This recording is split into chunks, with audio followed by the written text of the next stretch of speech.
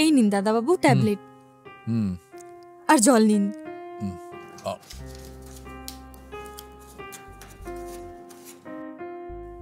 এই নিন,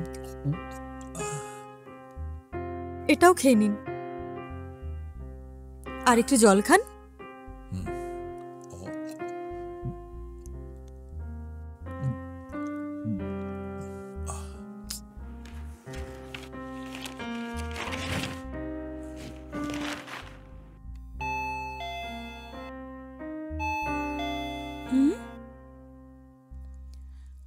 কেউ বেল বাজাচ্ছে, কেউ এসেছে দেখো তো।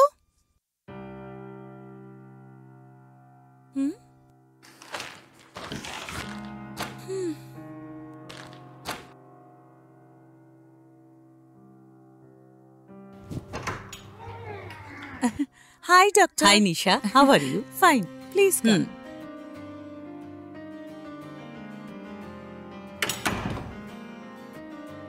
আচ্ছা ডক্টর, বাবার শরীর এখন ভালো আছে তো? ওনার কোনো প্রবলেম নেই তো? প্রবলেম নেই সেটা বলতে পারবো না, তবে তাড়াতাড়ি সুস্থ করার চেষ্টা করছি। আমি তাহলে বাবার সঙ্গে দেখা করে আসছি। ওকে ডক্টর, ক্যারি অন। সরলাদি কোথায়? ও উপরে বাবাকে ওষুধ দিচ্ছে। ঠিক আছে, আমি উপরে যাচ্ছি।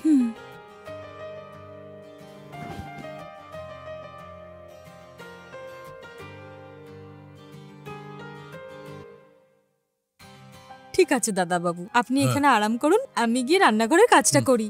কেমন আছেন স্যার? আমি কি ভেতরে আসতে পারি? দাদাবাবু, ডাক্তার দিদি এসছেন। কি ব্যাপার স্যার, আপনি দেখছি ঠিক সময় মতো ওষুধ খাচ্ছেন। ওসব সরলা ঠিক সময় মতো আমাকে দেয় ম্যাডাম। ঠিক আছে দাদাবাবু, আপনারা দুজন কথা বলুন, আমি রান্নাঘরে যাই। আচ্ছা ঠিক আছে। তারপর কেমন আছেন স্যার? সেটা তো আপনাকেই বলতে হবে। শিওর, এক্ষুনি বলছি। হাতটা দেখি।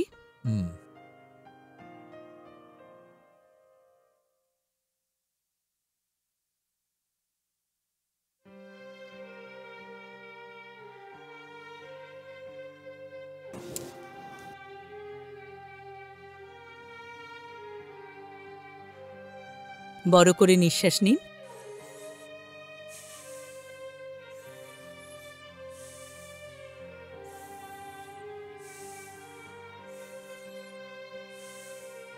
একটু পিঠটা দেখি।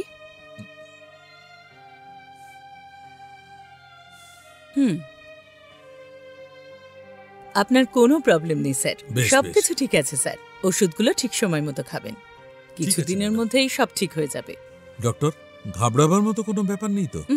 না না, সেরকম কোনো ব্যাপার নেই। আগে আপনাকে অনেকবার বলেছিলাম, কিন্তু আপনি স্মোক করাটা ছাড়েননি, কিন্তু অসুস্থ হওয়ার পর ছেড়ে দিলেন। ঠিকই বলেছেন ডক্টর, এত কিছুর পরেও আমি বেঁচে আছি, সে শুধু আমার মেয়ের জন্য। ডক্টর, ওসব কথা বাদ দিন, নিশ্চয়ই নিশা আপনার কথা শুনবে।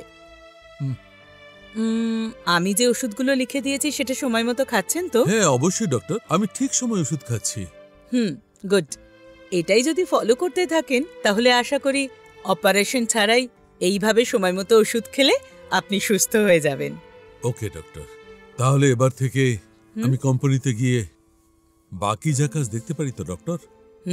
নো নো, আপনার শরীরের কন্ডিশন অনুযায়ী আপনি এখনো বেরোতে পারবেন না, আপনার রেস্টের প্রয়োজন আছে। আপনি চাইলে নিশার উপর আপনার কোম্পানির দায়িত্ব ছেড়ে দিতে পারেন, এরপর তো ওই সব দেখবে, তাই না? ঠিকই বলেছেন ডক্টর, কিন্তু ওর তো কোনো চেষ্টাই দেখছি না। ওর এই অফিস, কোম্পানি, কাজ, এসবে ওর কোনো ইন্টারেস্ট দেখছি না। আর আমিও ওকে অনেকবার বলেছি বিয়ে করে নে, কিন্তু বিয়ে তো করতেই চাইছে না। এরপরেও আমি কি করে ভালো থাকবো ডক্টর? হয়তো নিশা কাউকে ভালোবাসে। যদি তাই হয় তাহলে আমি আরো খুশি হব, কিন্তু বিয়ে তো করতেই চাইছে না। এটা শুনলেই আমার মনটা খুব খারাপ হয়ে যায়। এসব নিয়ে ভাববেন না স্যার, আজকালকার মেয়েরা এরকমই হয়। ওকে জোর করাটা ঠিক হবে না, একদিনও নিজেই বুঝবে স্যার। সেসব কথা তো আমি বুঝি, কিন্তু ওর তো এখন ৩০ বছর বয়স হয়ে গেল, আর আমারও শরীরটা ভালো নেই। আর এইভাবে ও যদি বিয়ে না করে থাকে, আমি কি করব ডক্টর? যদি আমি মারা যাই তাহলে ও একা কি করবে বলুন তো? স্যার, এত চিন্তা করবেন না স্যার, নিশার সঙ্গে আমি কথা বলবো। আর অফিস যাওয়া, সেখানে গিয়ে কাজ করা, এইসব আপনাকে ছাড়তে হবে স্যার। ফ্যাক্টরিতে গেলে পলিউশনের জন্য লাংসের ওপর প্রভাব পড়তে পারে, এতে আপনার মৃত্যুও হতে পারে। বুঝতে পারছেন?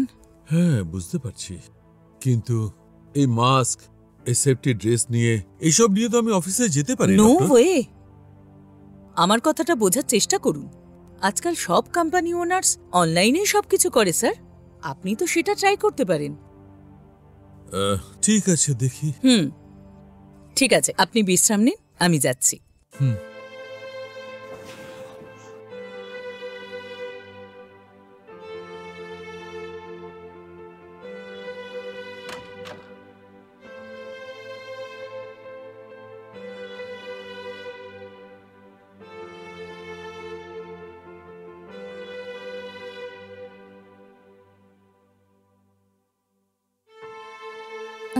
দাদাবাবু, না খাবার তৈরি হয়ে গেছে, আপনি আসুন।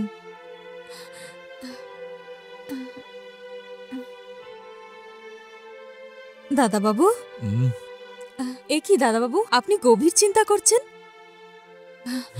সত্যিকারে আমি তো ভয়ই পেয়ে গেছি। নিচে আসুন, খাবার তৈরি হয়ে গেছে। না সরলা, আজ আমার খিদে নেই। জানি না কেন যেন আজকাল একদম খিদেই পায় না।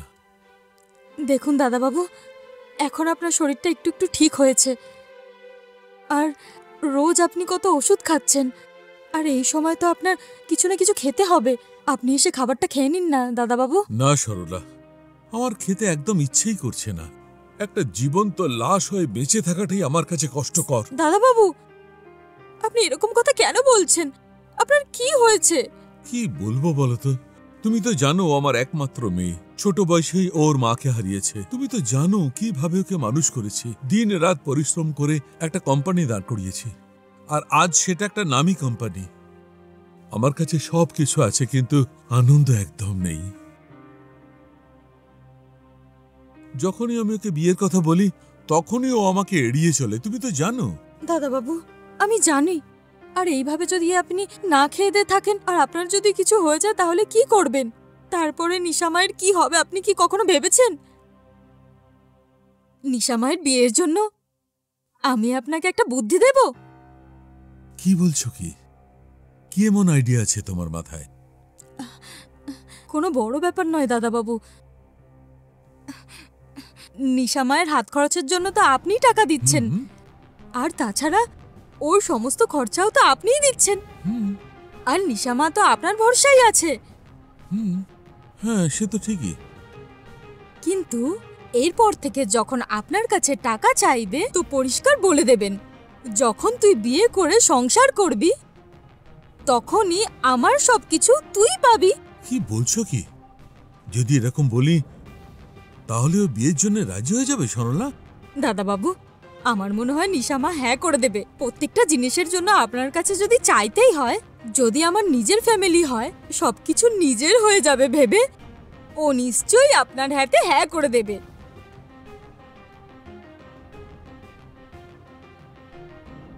ঠিক আছে, আমি কথা বলে দেখি। আইডিয়াটা ভালোই। আচ্ছা, ওকে ঘুম থেকে উঠেছে? ও এখনো ঘুমাচ্ছে। আপনি বেকার চিন্তা করবেন না, আমি আপনার জন্য খাবার বাড়ছি, আপনি নিচে এসে খাবারটা খান।